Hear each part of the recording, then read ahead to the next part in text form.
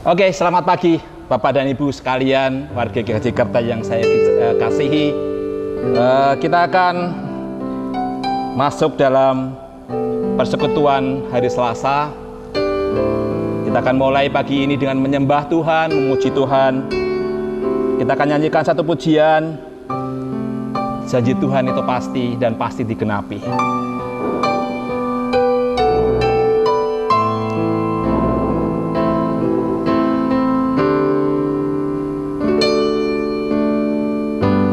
Lebih dari para penjaga mengharap fajar pagi,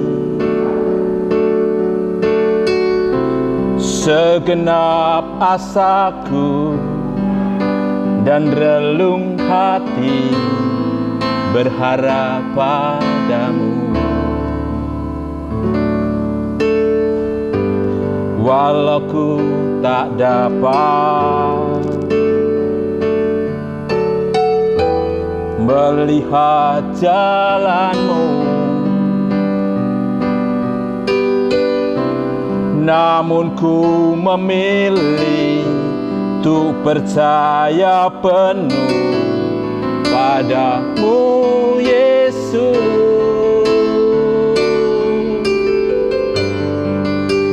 Percaya akan janjimu, tak sedetik pun aku ragu. Satu hal ku tahu, bahwa janjimu tak akan pernah lekang oleh waktu. Pasti digenapi.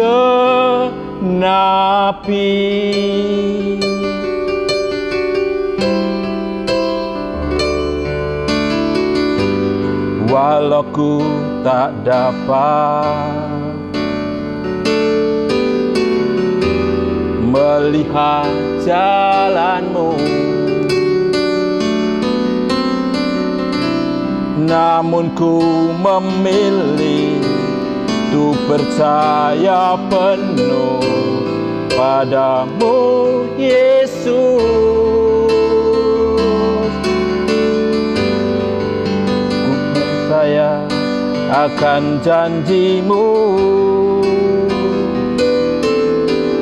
tak sedetik pun aku ragu. Satu hal ku tahu, bahwa janjimu tak akan pernah lekang oleh waktu. Pasti digenapi.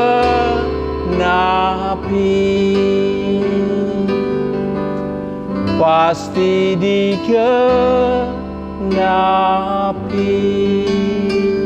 Mari kita masuk dalam doa. Bapa, kami bersyukur untuk pagi ini kami boleh bangun dengan kesegaran Tuhan. Kami percaya pagi ini adalah pagi lembaran baru untuk kami. Kami boleh bersaksi, kami boleh memuji nama-Mu dalam pekerjaan kami, dalam setiap aktivitas kami. Kami percaya Engkau beserta dengan kami. Engkau menopang, memberkati, bahkan Engkau menuntun kami di setiap langkah hidup kami. Di dalam nama Yesus kami berdoa. Amin. Bapak Ibu yang saya kasih dalam nama Tuhan Yesus, hari ini kita akan merenungkan firman Tuhan dari Yohanes pasal yang ketiga ayat ke-16 sampai 18. Ayat yang begitu sering kita dengar. Yohanes pasal 3 ayat 16 sampai yang ke-18, demikian firman Tuhan. Karena begitu besar kasih Allah akan dunia ini, sehingga Ia telah mengaruniakan anaknya yang tunggal, supaya setiap orang yang percaya kepadanya tidak binasa, melainkan beroleh hidup yang kekal. Sebab Allah mengutus anaknya ke dalam dunia, bukan untuk menghakimi dunia, melainkan untuk menyelamatkannya oleh Dia. Barang siapa percaya kepadanya, ia tidak akan dihukum.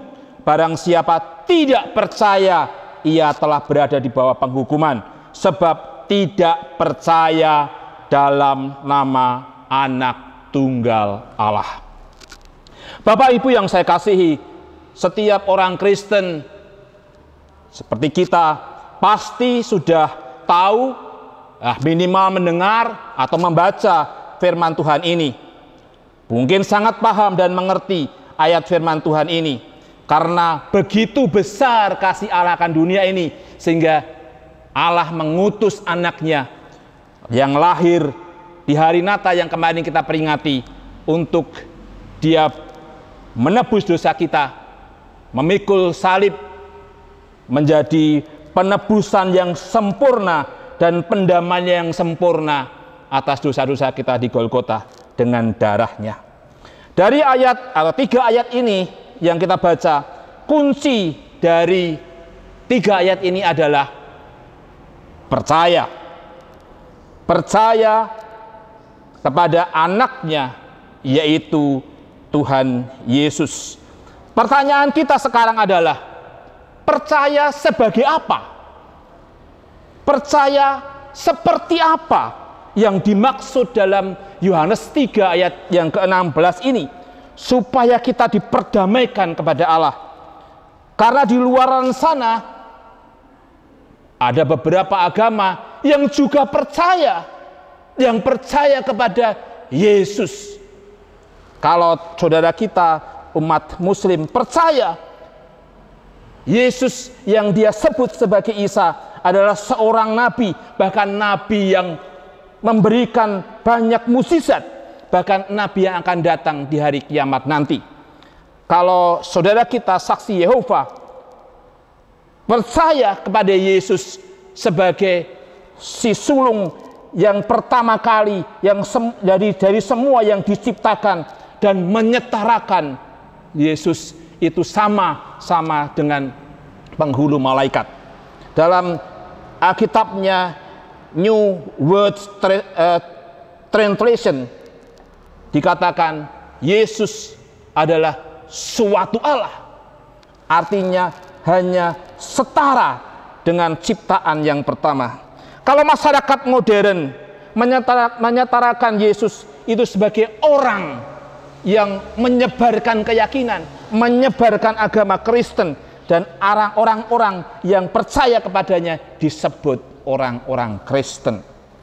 Lalu pertanyaannya, lalu percaya seperti apa yang Tuhan maksudkan dalam Yohanes pasal 3 ayat yang ke-16? Ini penting saudara, karena sebagai apa kita percaya kepada Yesus, itu menjadi dasar saudara dan saya dibenarkan atau turut dihukum, atau kita diperdamaikan dengan Allah.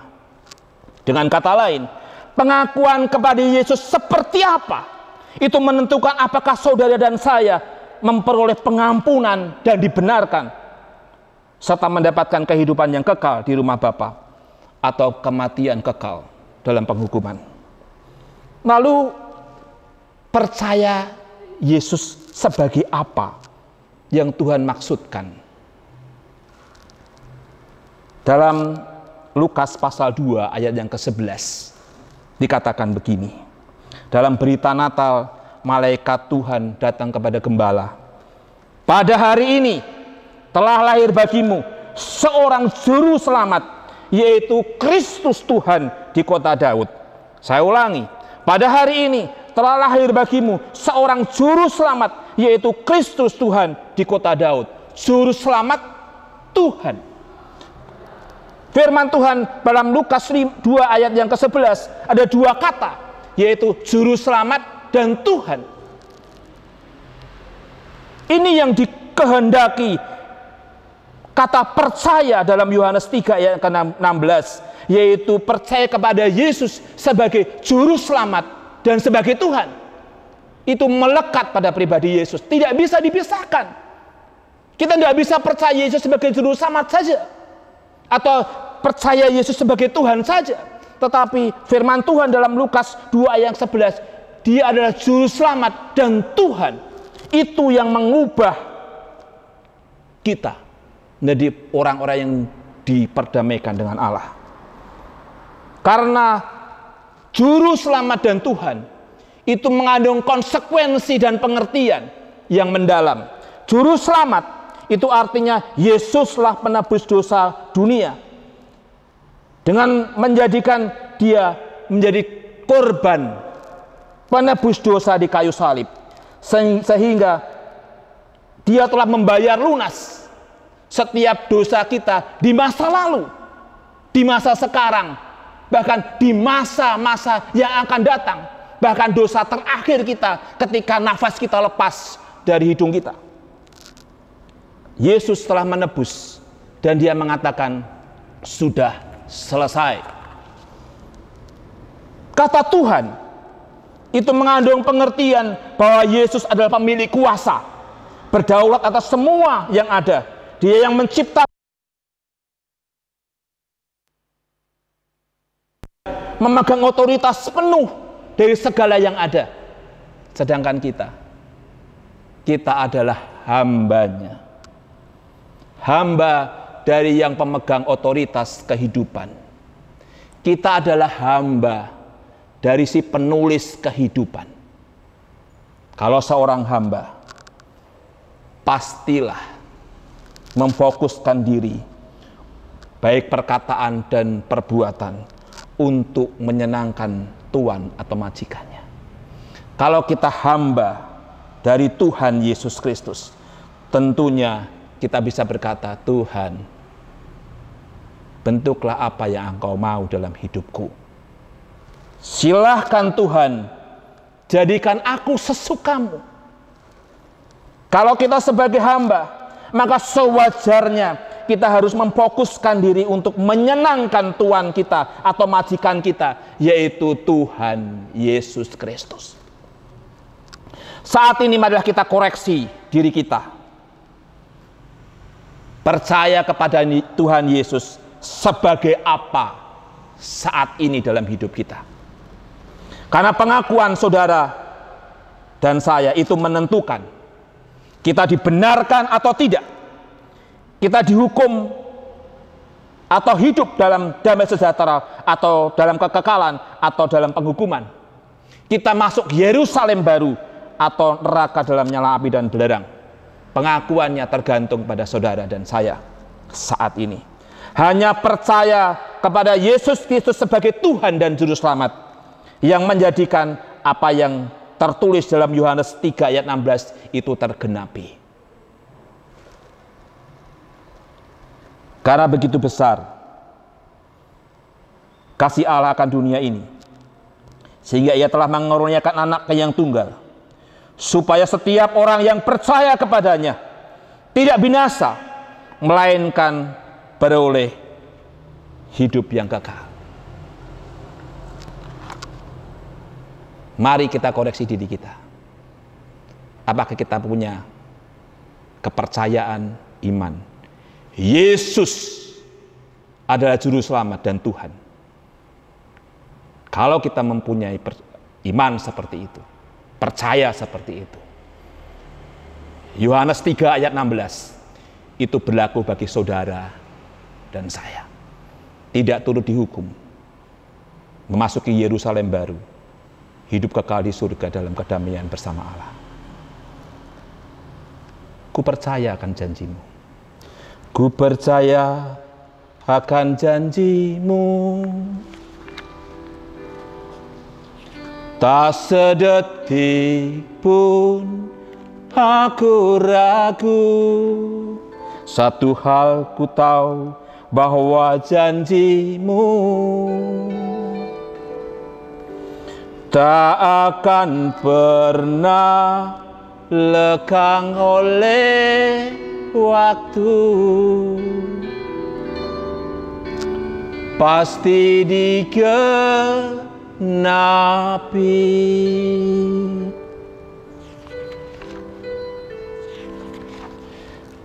Selamat pagi saudara, selamat beraktivitas.